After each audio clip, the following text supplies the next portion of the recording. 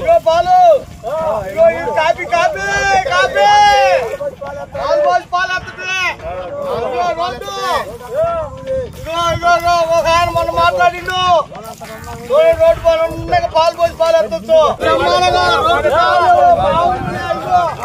ఇగో road road చూడు copy copy tea